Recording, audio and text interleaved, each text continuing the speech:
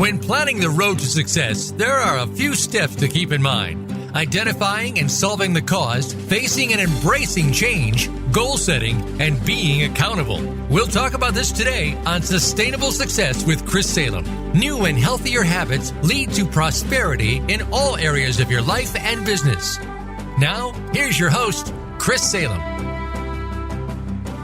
Welcome to Sustainable Success. I'm your host, Chris Salem, and if this is your first time, welcome to the Voice America Business Channel here on the Lisbon platform. Again, we are excited each and every week bringing in subject matter experts to share their words of wisdom and insights to help elevate you and your level of success to the next level. Again, you can find here on Sustainable Success, not only here on the Lisbon platform, but also here on Spotify, Apple, and then also YouTube. Yes, even though it is not in video content, you can also listen to the audio version here also on YouTube as well.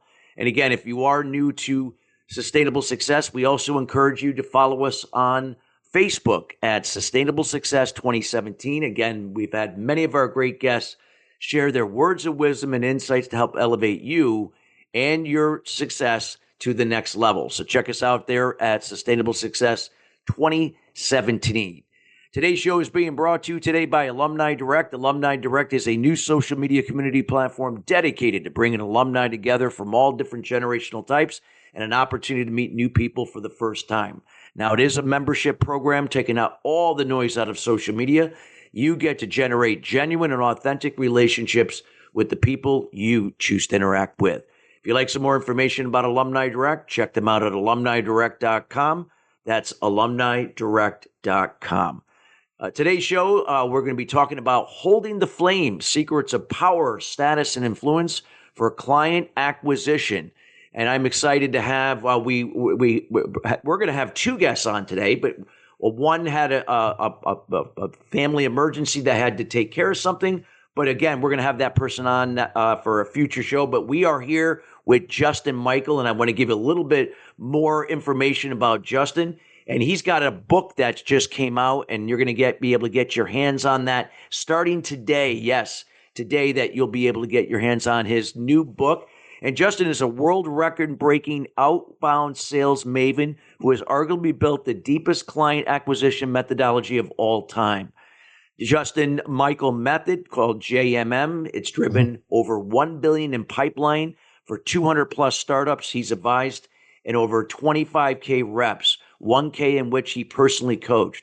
With 20K years in sales, ex-Salesforce, and LinkedIn, Justin is the global authority on AI-based outbound prospect alongside legends like Aaron Ross, Josh Bond, and Mark Roberg. If I said that correctly, his counterintuitive, mobile, responsive, neuroscience-backed visual prospect methodology made him $1 million earner and helped countless startups scale past 10 plus million ARR. His clients frequently are 2 to 5x their pipeline and income, consistently being promoted within 6 months. He is the best-selling author of Sales Superpowers and Tech-Powered Sales, which proved that over 75% of top funnel can be automated by raising your technology, quote, in the TQ.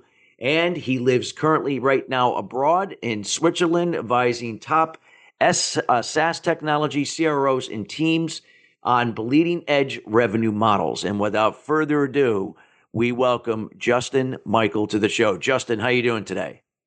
Life is good, man. Thanks for that incredible introduction. I appreciate that. Yeah, everything's good. This week has been flying by, and excited to have this new book out. It's my 10th book in 10 years, but I've done 6 in the past 3 years. So I always tell people, don't write a book, and writing is a disease. And I've looked at quotes by like Stephen King and some of the great writers. And once you start doing this, it's pretty addictive in a fun way. So yeah, how are you feeling? Great. It has been a busy week as we head in towards the holiday season. I had to fly out west to actually train a group of CEOs and other types of industry leaders out in Reno, Nevada. So it was exciting 2 days out there, and just happened to be back now and here in time for the show here today. So Well, we'd love to talk a little bit about, we always like to talk about the backstory of what we're going to talk about today. So when we talk about holding the flame, secrets of power, status, and influence for client acquisition, there's going to be a lot of people on here, whether if they are a sales professional, it could be a business owner of a small company, also people that are in the corporate space that are listening right now saying client acquisition. We could always use some better insights to what client acquisition is. Give us a little idea about this backstory, what led up to this frame concept that you're going to share with us today. Yeah, so I've been in sales for 25 years now. I'll be 46 in January. So since I was 21, and I came up initially kind of in boiler rooms and doing 70-hour, 90-hour weeks on the phone, kind of just sitting in the folding chairs, the Red Bulls, like back before tech. So then I did about 10 years in incubators and another 10 years in bona fide startups. So I had got to travel the world with a lot of top performing salespeople, coaches, solopreneurs. I got to kind of see the world of the 1%. Not only that, I got to be around a lot of people that were high earners or, ultra high net worth. And I started to understand presence and some of the techniques and the tactics. And the tactics then led me into the thought process, and from the thought process into the deeper identity. And so as I wrote my 10 books about sales methodology, some had mindset, some had tactics, I kind of realized that there was a certain X factor, je ne sais quoi, like something you couldn't put your finger on to people. You could almost call this book pre-frame. It's almost the composure that someone has before they do a 7-figure deal, before they walk into the boardroom, before they go on a high stakes situation. So the term frame comes from frame analysis. This, scientist, or maybe he's a sociologist named Goffman in the 70s, who did a book, and then it became popularized by Oren Klaff in a book called Pitch Anything, really talking about frames and frame control and frame collision for big deals, a book called Pitch Anything, which is about fundraising. Well, I hadn't really seen it applied to dating, seduction, power, politics, big deal closing, sales, client acquisition, right? It's been described as swagger. It's been described as, unshakable self-belief and confidence. If you think like personal power and Tony Robbins, there's a lot of names for it. And so the book was initially like, okay, can we do dating and sales? That hasn't been done. That was kind of like a cheesy pickup thing. So we thought, okay, that's not really the spot. We really like books like 48 Laws of Power, but what's the prequel to that? What do you do before those laws? What are the laws before those laws? What do you do before you pitch? How do you compose yourself? What if you lose composure in it? Your frame breaks and you have to reclaim it in a tough situation. So we thought really of Robert Greene, 48 Laws of Power. Also, there is a lot of relationship dynamic books out there, like The Game by Neil Strauss, who was like a Rolling Stone reporter. And he wrote this incredible book. It became a viral sensation. And then he kind of reversed his thesis. And that's really synthetic elements of these concepts. But then this author named Mark Manson, who did The Subtle Art of Not Giving an F, and he had this book called Models. And it was about honesty in human relationships and how people can carry themselves in interpersonal dynamics. And I've always said, like, sending DMs on LinkedIn, it is similar to dating, right? Because people are doing it wrong. They're like, nice shoes, want to get married, nice shoes, want to get married. Like, they're just pitching from the front versus moving in on an angle, right? Instead of direct transactional B2C, low frame, cheap, what is the indirect high status, finesse, sort of C-suite approach? And so then we kind of wrapped it into a homage of Oren. So that was sort of the ingredients that go into this. And then we just elevated it to this whole other place, because then we started thinking about, okay, what was Napoleon like before the battle? And like we went into a lot of historical figures and situations. And so we have these vignettes and these stories that open the chapters. And then we have this holding the frame section that has practical tips of what to do. So a lot of the book is about silence. It's about power. It's about, negotiation and takeaways and different things you can do. It's very subtle. There's a lot of aspects that happen when you're actually doing a 7-figure deal, or you're actually dealing with someone that's a kind of a master of the universe. And how do you even get into those rooms? And how do you carry yourself? And I know David Sandler had a concept of equal business stature, but how do you do it? How can you be equal? Like you have to call on a president of a company that's making a million a year and you're making what you make. And does that intimidate you? Does it scare you? Are you nervous? So how do you hold the frame or raise the frame? And then there's just internal identity, like Maxwell Maltz and the book Psycho-Cybernetics. And it's like Jim Rohn always said, becoming a millionaire it's great. Like you can't take it with you. It's great because of who you become. That's what you become in the process. In the process. Yeah. So for me, I became very powerful in writing this and reading this and raising the frame. And I read it over and over again in the edit stage. And I realized so many areas of my life where the frame was leaking, or I had more of a lower confidence frame or desperate frame or needy frame. The first concept is non-neediness, which you see across a lot of those other authors. But we play with that because it's kind of how you see yourself before you even arrive in the high stakes situation. It's not about, oh, I'm being non-needy. It's a deeper essence of who you actually are, your identity. So your identity contains your income. Your identity contains like points of attraction, the people you're going to bring in your life, the core, the nucleus, right, is going to influence a lot. So that's kind of work I'm doing. I'm working with people on like deep-seated beliefs, self-esteem, self-sabotage, and helping people just become the most powerful version of themselves. So I need to write this book.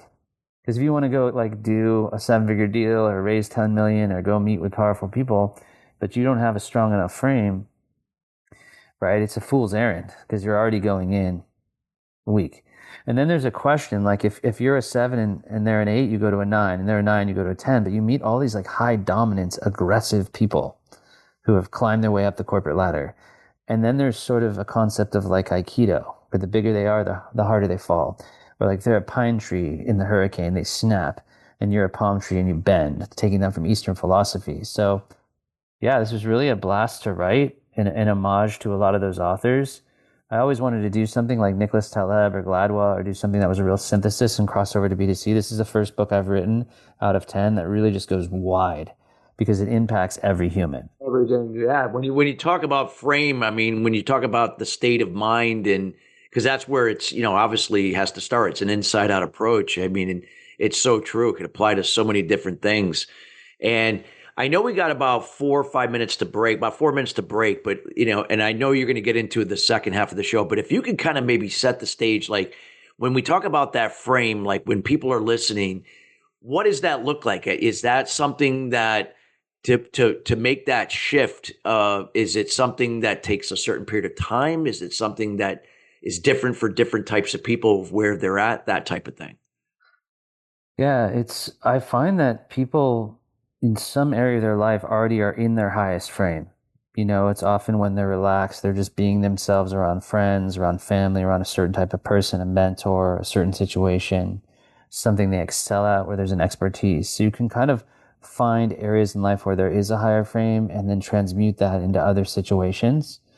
There's something for repetition being the mother of skill. Like if you're afraid to cold call and you do it a lot, you get a lot calmer, right? And more desensitized. Like if you're trying to read this book and then go do the biggest business deal of your life, you probably need to get into a lot of deal flow and get rejected a lot and go through the suffering and pain and the wisdom of the scar tissue, right? But I think what the book encourages you to do is to reflect on seeking internally how you feel the most powerful. Are you talking too much? Are you rambling? Are you trying too hard? Are you signaling need? Are you filtering? Are you waiting and metering and waiting for the person to react? Right? Do you have a sense of frame control? Because the frames collide. And we don't even really get into frame collision because that's a lot of Oren's work.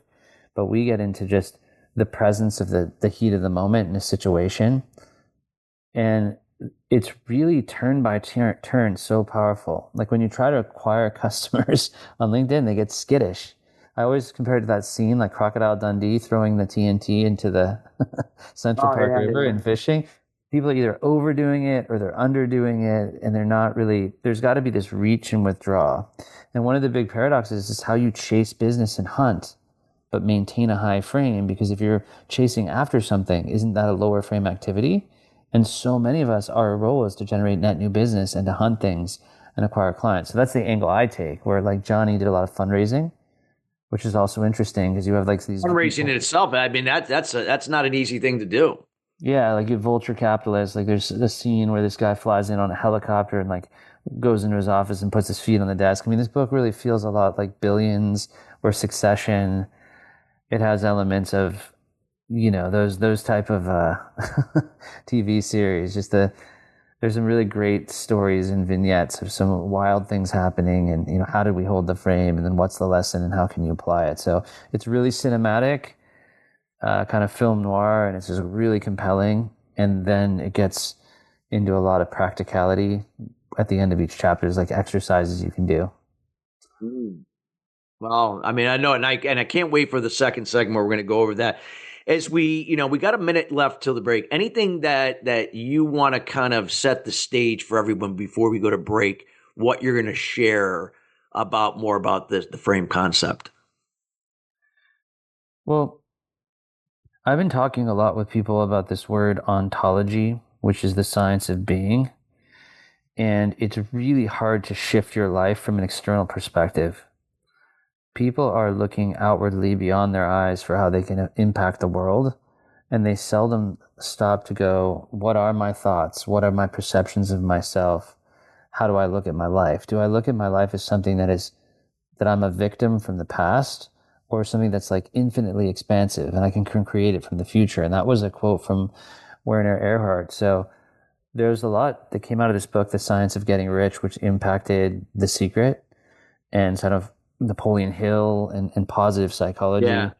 And so this book is about kind of reorienting yourself kind of to your being, your consciousness, your soul, and that power. And so the last chapter is a bit of like a Marcus Aurelius legacy and note to the future. What is the legacy you want to leave behind?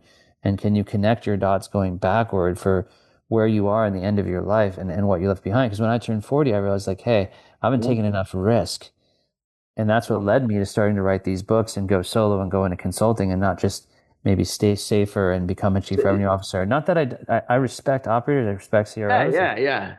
There's a lot of plane rides, you know what I mean? But for me personally, I had this greater journey to embark on. Well, this is exciting. I know you're going to go more into the weeds with this when we come back after the break. I am so excited, and I'm sure you are, audience, as well. To get a kind of a context of what Justin is going to share here and what those secrets are to power, status, and influence for client acquisition. We got to go to break, everybody. When we come right back, more to come about holding the flame, the frame concept. We'll be right back after the break.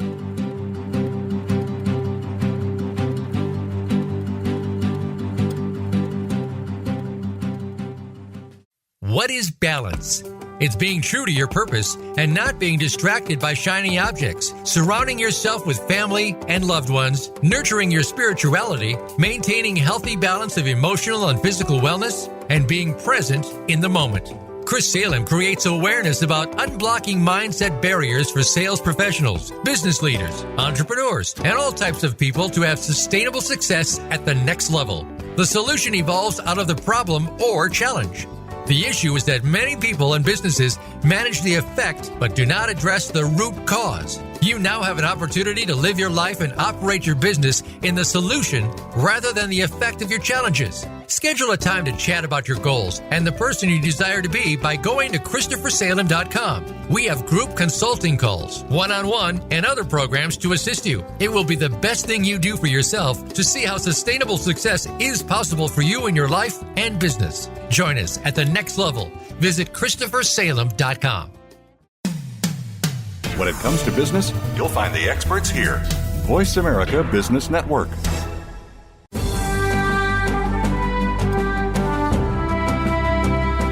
You are listening to Sustainable Success with Chris Salem. Send an email to Chris at ChristopherSalem.com. Now, back to Sustainable Success. Welcome back. If you're just joining us, we are talking about holding the frame, secrets of power, status, and influence for client acquisition. Again, it does not matter if you are a solopreneur or a corporate leader or anywhere in between. This is an episode for you. Again, we highly encourage you to check out this show in its entirety here at the Lisbon platform at Sustainable Success, or also you can access it on Apple, Spotify, and also the audio version, also available on YouTube. We also provide access to this show each and every week by our Facebook platform called Sustainable Success 2017. That's where you can find it. And again, we encourage you to engage the show in any of those particular areas that best serve you. So, Justin, just some great information. Again, congratulations on the new book coming out. You already provided kind of an overview a little bit in the first segment about the backstory and some of the macro look at what the frame concept is. Can you discuss some of the highlights of some of the things on how the frame can really help either a high performer, someone aspiring to be a high performer, or even an organization overall, with what you share with some of the key highlights in the book? Yeah, so I wanted to go into some of the chapter headings because I think that's really interesting. We introduced by talking about how the frame is broken. So people are walking around leaking frame and not confident and trying too hard and signaling need. Then we talk about how you kind of radiate a signal before you even speak, the first impression. We talk about how to be strategic in a transactional world. So as you're talking about putting big deals together or becoming a great closer or a rainmaker, you have to think strategically. How do you do that? A lot of life is really cold approaches. And there's this Scottish guy, Dan Pena. You can go to this castle in Scotland and he'll yell at you for $25,000. I always offer that option to my clients. I'm like, we can go to a castle in Scotland. I can yell at you, but he just gets people a cold call and gets them out of the fear. Right. Your status and how you signal that is a weapon. Silence is a weapon. It's powerful. What is your frame in the first 5 seconds? How do you qualify people? How about this thing, the 51-49 rule of energy debt, right? Knowing how far to reach and how far to withdraw, how to go and pull back. What are the commonalities between flirting and frame? What if the frame breaks and you're in the middle of high stakes? How do you interact with whales, who you would consider a dream client or prospect, or just a person that overwhelms or intimidates you? Why are you even intimidated? And then really just kind of owning the frame for life. And we break it down to 10 laws of the frame, which is really interesting. I could read through those. And then the closing chapter is the room is already yours. And that's a bit of like an alchemist thing, is like all the power you seek as a human being to be a millionaire, a billionaire, to be high frame is within you now. So just read the book and keep looking within, because it'll come to you. But yeah, I don't know if it's worth hitting some of the chapter 13 stuff. Yeah, please feel free to share what you feel would be most insightful to this audience that's all about sustainability and getting to that next level wherever they are. So yeah, I'll give you the 10 laws of the frame that live in the book. So the first law is the law of non-neediness, right? I call it principled disinterest or non-hunger, right? It's calmness and tone, calm, cool, collective. Maybe it's a doctor, the therapist, right? These archetypes. The detective is a good one, right? So those are all the law of non-neediness. Then there's the law of signal, and signal is what you transmit before your words, how you walk, the stillness of your breath, your gaze. Then there's the law, number 3 is the law of cold command. The first 5 seconds set the frame. So are you warm? Are you apologetic? Are you using a predictable opener? Do you command presence from the front? Number 4, the law of subtext, right? Words are camouflaged. So people listen beneath the words to the tone. Tonality is everything, right? That was the big thing Jordan Belfort became famous for, is, right? And also Chase Hughes, elicitation, right? You can make a statement versus a question and maybe get even farther, but there's a ton to do with tonality, mirroring, NLP. Then we go into number 5, the law of frame collision. Every meeting is a battle of realities. So there, 2 alpha frames will collide and you need Aikido, but usually there's a weaker or stronger frame in these verbal jousts that we go through. Number 6 is the law of qualification, right? Most people compete to be chosen, but if you're holding the frame, you're the one qualifying them. Let's see if you qualify. And Oren Klaff called that a prize frame, right? You're the prize. But a lot of the tactics in his stuff are very dominant, very aggressive, very masculine. We really made this book, gender balanced and something that there's stories of people from all walks of life. And I love Warren's work for that, but we're kind of doing something that's, I don't know, universally you can hold your frame no matter what kind of person you are, introvert, extrovert, right? It doesn't have to necessarily be done through strength and aggression or boldness or loudness, right? Silence can be a frame. Number 7, the law of scarcity, right? Abundance dilutes value. And I always say that exclusivity creates a premium and scarcity creates value, right? So are you sending too many messages? Are you being too available, either emotionally or literally just available? And that's what created things like the 3-day rule and some of these tactical things. They're an attempt at that. But the reality of doing that for real is that you might only have to communicate one time powerfully or send something that looks like a text message because it's not necessary to include the rest. 8, the law of psychological sequence, right? So there's a rhythm. I write here, curiosity precedes craving, tension precedes reveal, frame is built by incompletion, drop hints, leave loops open, make them ache for the missing piece. In the Sandler canon, this was don't spill your candy in the lobby. You've got 4 slides, 4 ideas that blow them away, don't give the 4th. Netflix, 9 parts of the series, leave something behind, leave them wanting more. There's a sequence of how you create suspense, like the hero's journey. There's a way that, like a musical score that builds. There's a reach and withdraw and ebb and flow of emotion. So most people don't even think about that. 9, the law of frame recovery, right? This is like being unshakable when you lose the frame. I write, power is not the absence of error, it is a refusal to be defined by it, right? So a lot of people drop the frame. They get around a person and they get rattled. They get scared, nervous, worried, upset. But I've never seen a book ever, and I've read too many, where it teaches you, okay, recompose yourself in real time. That this meeting is going wrong. Let's catch the frame. Number 10, the law of embodied frame, which is frame just becomes cellular, right? It's just your presence. People just align to you before you speak because now it's in you. It's your DNA. Yeah, so those are the 10 laws, and I just thought it'd be fun to kind of go through some chapters and give some of the actual precepts. So you can see it's very philosophical. You could take one of those and probably write a book on each. Oh, yeah. I mean, it's no book. I mean, there's so many things you can expand on that. But yeah, feel free to share, like, again, some things like what could be from the book, like what would be the first thing that you would recommend somebody that when they're reading it, where they should focus first, and then as they do that can help them go to that next step or whatever that might be. Yeah. So I think like one of the first things that I did to increase frame is make a distinction. So are you your thoughts?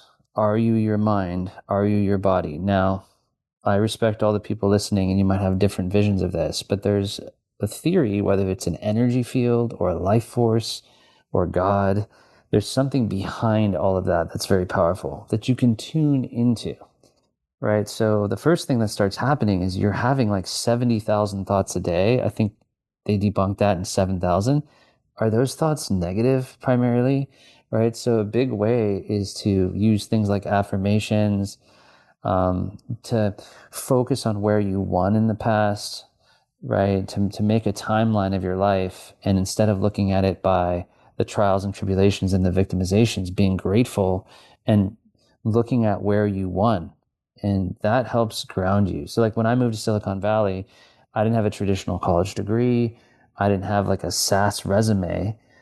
But I remembered things I had done, like in the music business or even in grade school, where I'd done something excellent, where I'd been good in my life. And I just kind of tuned into that. And that started to kind of push my identity further. Now it's kind of crazy because I coach CEOs, I work with CROs, I work with, companies of all sizes. I've trained like 65 reps at HubSpot. I've worked in, 5 different continents. So a lot of people are oriented around loss and victimhood and bad things in the past. But a lot of people, if they wrote down on a piece of paper every time that they won, immediately they would kind of see the flip side of that. The other big exercise you can do, sort of like a 50 Cent thing, he got shot in the mouth, like took 6 shots, is take every limitation that you have, write that down, and then write down why it's a strength, which is really interesting. And there's all Almost sorts of like limitations. seeing these things happening for you, not to you. Like you have a Yeah. choice. Yeah. But like the way I see the world is this word of pronoia, which is the reverse of paranoia. And it's really good to be paranoid in deals because then you like pressure test them and you figure out what could go wrong. But pronoia is the idea of reverse paranoia. The universe is plotting to do me good, which is pretty crazy. So you could write down a limitation like, I'm not good at math. And I'm like, well, I'm a great communicator and great with people. So I over indexed on that and became great at sales. So like everything negative has a positive echo or mirror of that. But just the kind of mind that sees the advantage and sees the glass as half full and sees points of leverage across what is weak, but that inherently containing a strength, that already, then you see that in others. And then you kind of send that impression of increase to others and they want to be around that. That becomes magnetic because then you're a force for like seeing the gold in people and seeing the opportunity in every situation. Comes down to the Adam Grant thing of like givers, takers, and matchers. And if you're a giver, you often get taken advantage of, like the whole go giver. The risk of that is you get exploited. So a powerful frame will be patient, persistent. My dad used to say this, perspicacious, which just means keenness and discernment, like watching your six. But to me, the most powerful virtue is patience. And I know Winston Churchill called it courage, but you have to have courage to be patient and non-reactive. Something bad happens, instead of flying off the handle, you're calm and you think about it and you calm yourself down. You take a deep breath,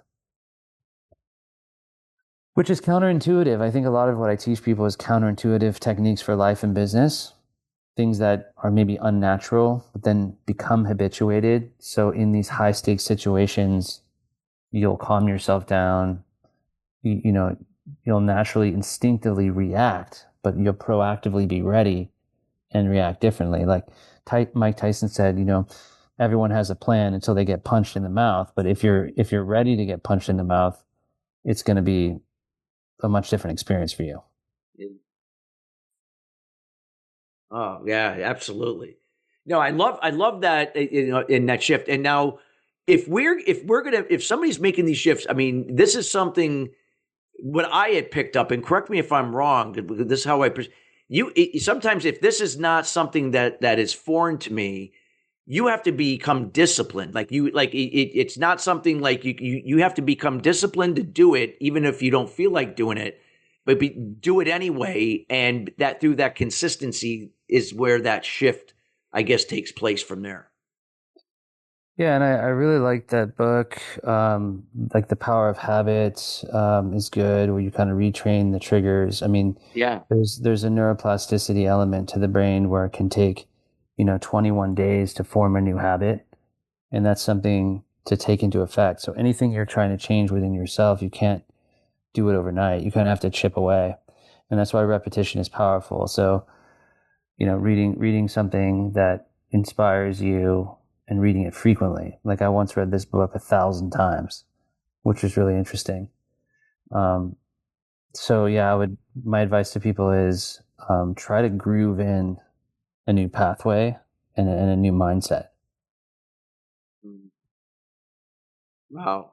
Great stuff. I hope everybody is taking notes. This is just great insight.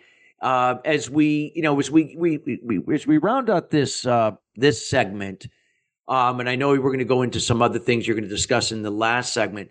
What would you like to conclude from what you shared here, Justin, that can really just be able to connect the dots with everything that's shared to get, really people excited, first get their hands on the book that just came out, but, start taking an initiative to really start creating and embracing that frame concept to take their business or their sales, whatever they're doing to that next level for themselves.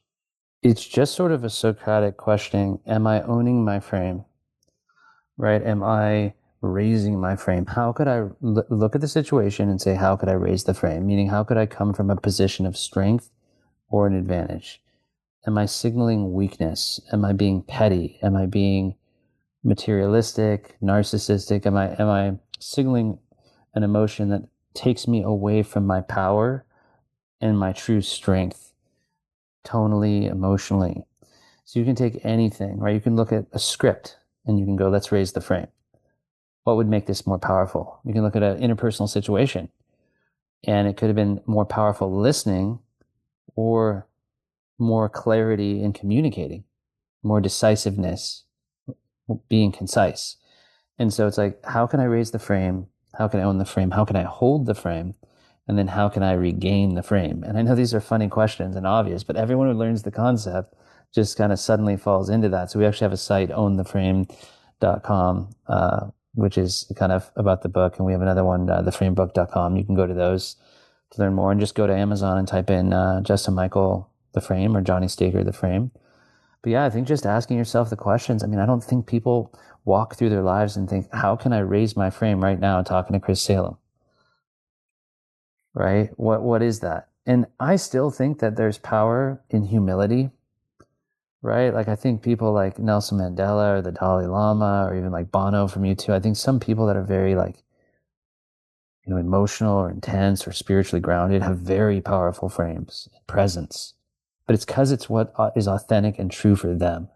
You don't need a Lamborghini and a gold watch to feel powerful, because again, it's within you. Like a 5-year-old kid can be so brave. Like they just no fear in public. Like, get up on a stage. You learn to be fearful as you get older. Something it's that we're conditioned to. You're right, because we're not born. It's just something that we pick up on. So true. So no, this is so great. I know we got another segment. That we got a last segment. You're going to come back and kind of bring everything full circle. Again, we want to make sure everybody, make sure to stick around. We have such more information that Justin is going to share here. What he is, talked about throughout the show here, holding the frame, secrets of power, status, and influence for client acquisition. And this is a great concept that can really help you take you to where you are and where you desire to be. We'll be right back after the break.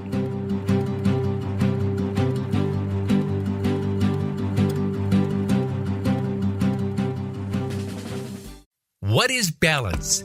It's being true to your purpose and not being distracted by shiny objects, surrounding yourself with family and loved ones, nurturing your spirituality, maintaining healthy balance of emotional and physical wellness, and being present in the moment. Chris Salem creates awareness about unblocking mindset barriers for sales professionals, business leaders, entrepreneurs, and all types of people to have sustainable success at the next level. The solution evolves out of the problem or challenge. The issue is that many people and businesses manage the effect but do not address the root cause. You now have an opportunity to live your life and operate your business in the solution rather than the effect of your challenges. Schedule a time to chat about your goals and the person you desire to be by going to ChristopherSalem.com. We have group consulting calls, one-on-one, and other programs to assist you. It will be the best thing you do for yourself to see how sustainable success is possible for you in your life and business. Join us at the next level. Visit ChristopherSalem.com. Voice America is on LinkedIn. Connect with us today.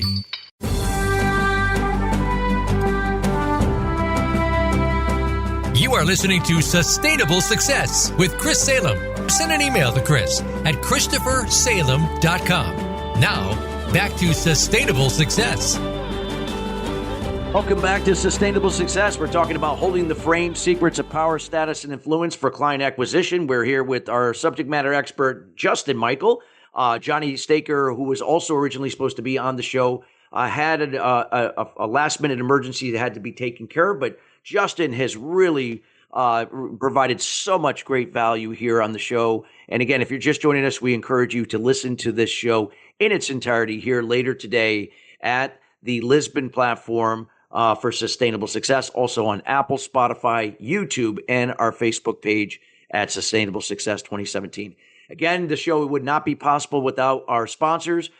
Feel free to check out Alumni Direct. Alumni Direct is a new social media community platform dedicated to bringing alumni together from all different generational types and an opportunity to meet new people for the first time. Now, it also offers a new section to their platform for those professional athletes that are retiring and transferring into new careers.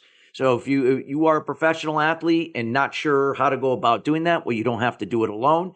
You could do it now with others that are doing it at the same time. And there's a special place that you can do this here at Alumni Direct, where you can form groups to help each other transition into whatever that is, a new career, a new job, a new business, buying a franchise, whatever that may be. Check out From Athlete to Entrepreneur portion of the Alumni Direct website. And they also have a podcast dedicated to the area, From Athlete to Entrepreneur, headed up by the founder and CEO and podcast host, Rob Finkelstein. So feel free to let them know that Sustainable Success sent you over to them at alumnidirect.com. So, Justin, just, again, just valuable insights that you've shared here in the first two segments of the show.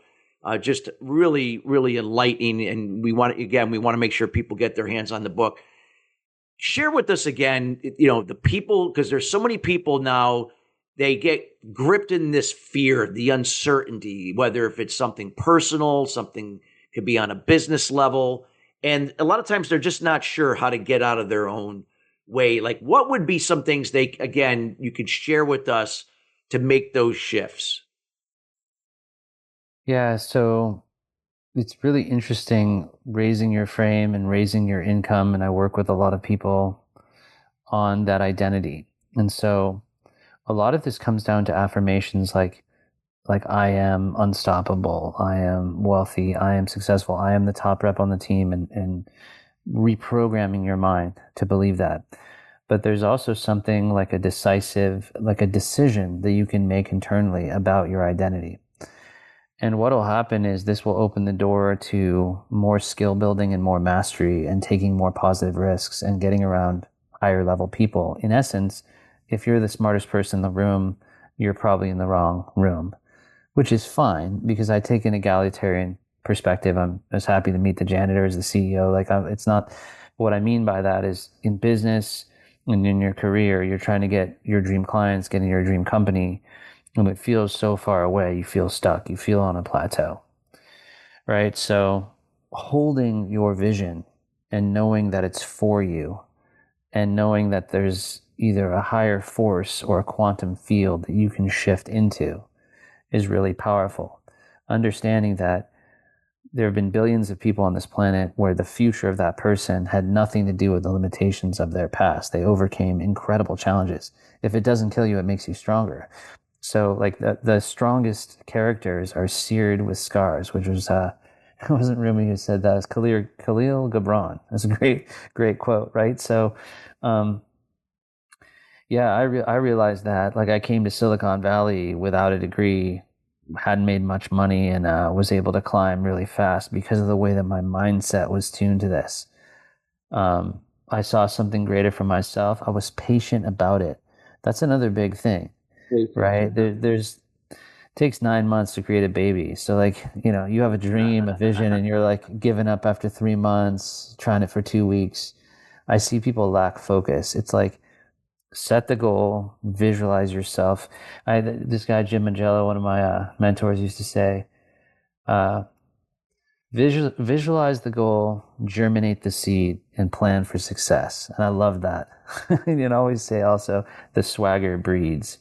But what he meant by these things is if you can hold to the vision, chip away, and you just go look at ancient Eastern philosophy, like a journey of 1,000 miles begins with the first step. Life is a marathon and not a sprint. I know I'm giving you like a lot of fortune cookie answers here, but the biggest thing, we're in this push button AI society of self-gratification, right? I read one book for 5 years, 1,000 times. Then I spent 10 years on the road. I started my journey at 21, and I didn't really start making incredible money until I was 41, 20 full years. First 10, I kind of floundered around. The next 10, I just kind of gained skill. And then I went out on my own 5-6 years ago, and that's where a lot of the magic started to happen, because I had a lot of experience and I had a lot of courage.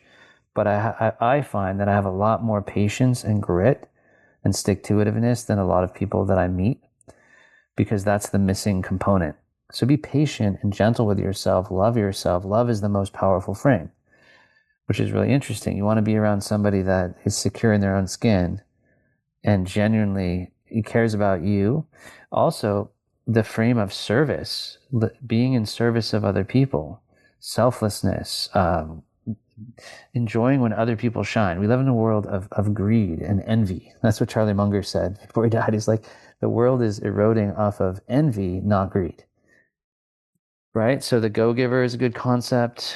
There's a concept. Bob Berg. Bob Berg's been on our show, so we know Love Bob Bob. well. Yeah, he's really supportive. Talked to him today. So there's two ways to look at manifestation. There's the manufactured Western way of I'm going to get this exact car and relationship and house and company and writing down those goals. And that's kind of the John Assaraf way.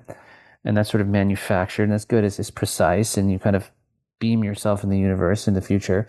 And then there's really something of almost a surrendering or a faith.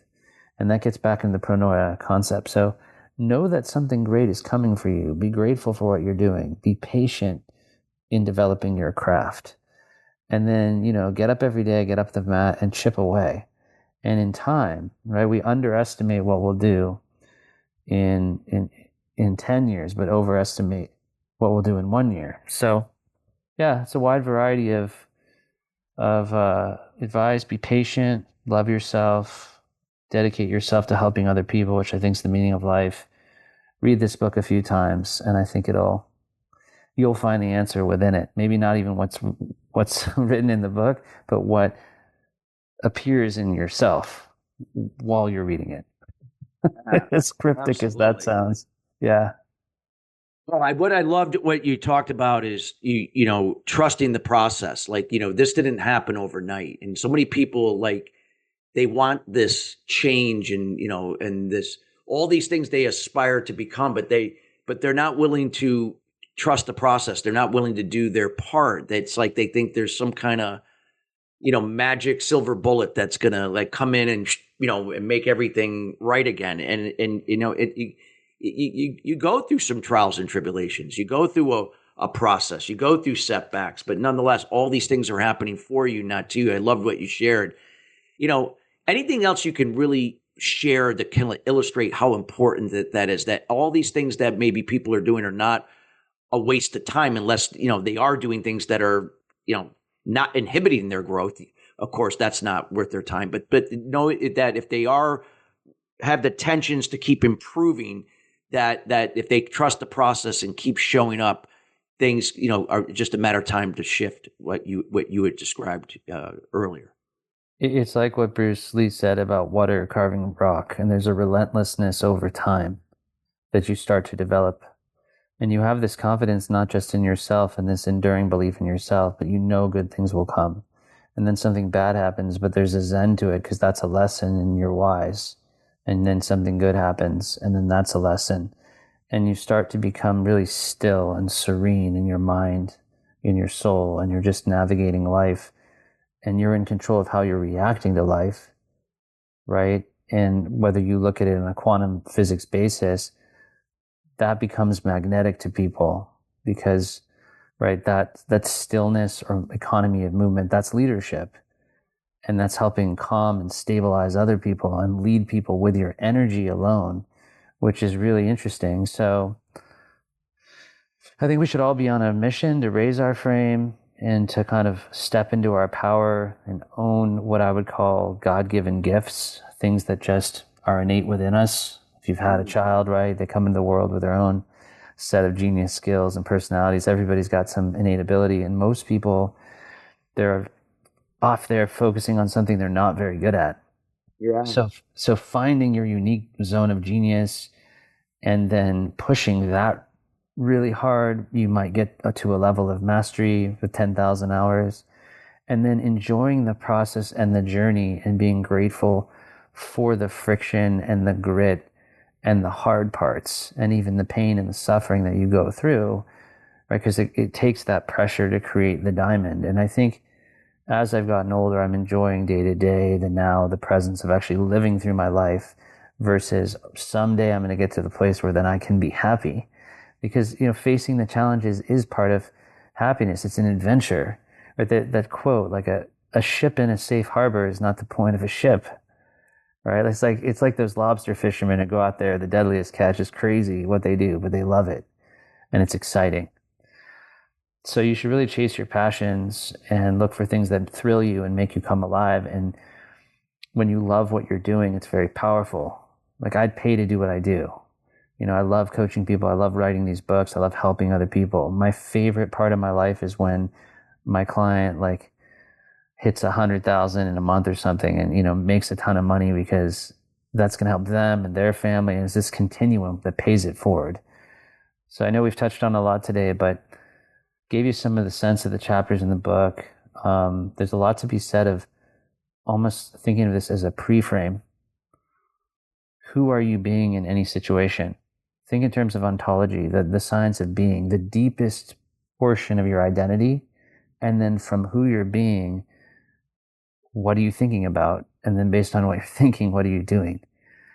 And unraveling those steps backward. Who are you really? Who would you have to be to reach the dream or goal? And even if you don't, do you have faith that you're in the right place and that it's just a lesson and everything happens for a reason? Maybe you have a different worldview. I still think it'll help you to raise the frame. Yeah, no, absolutely.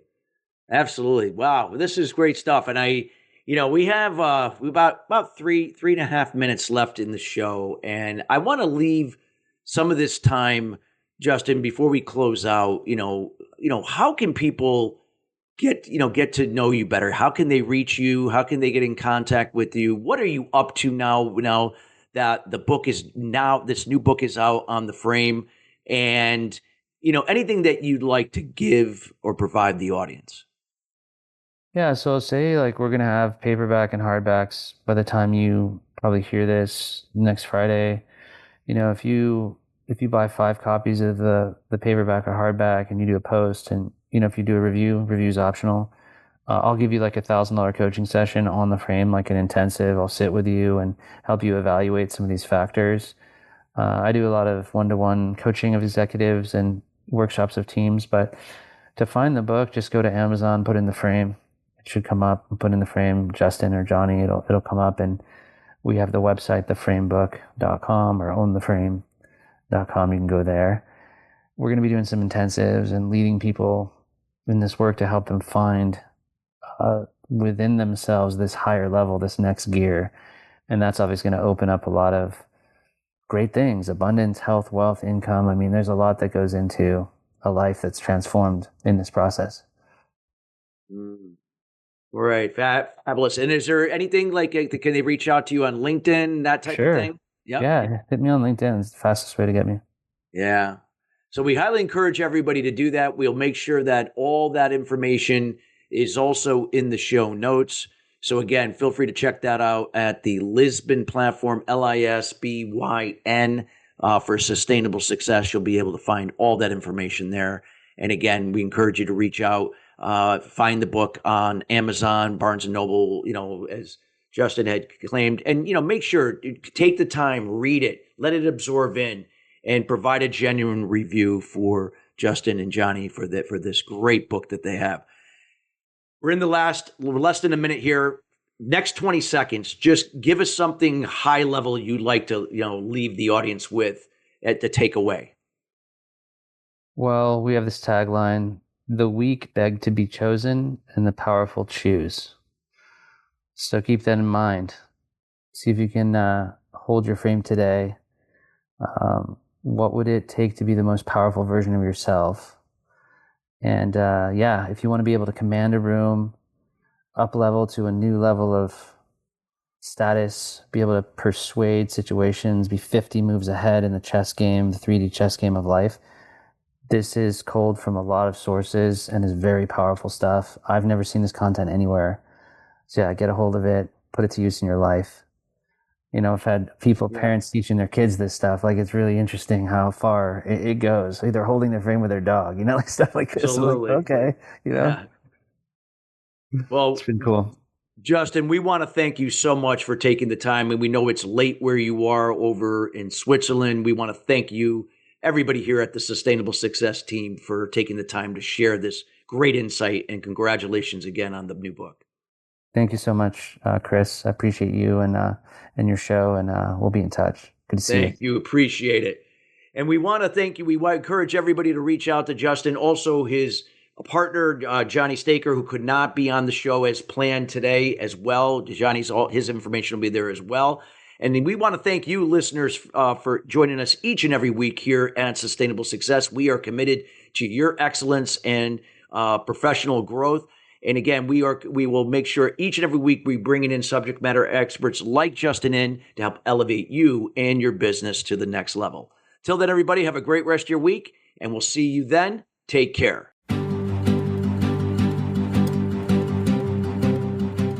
Thank you for tuning into Sustainable Success. Be sure to join Chris Salem and his guests every Wednesday at 12 noon Pacific Time and 3 p.m. Eastern Time on the Voice America Business Channel. Have an incredible week.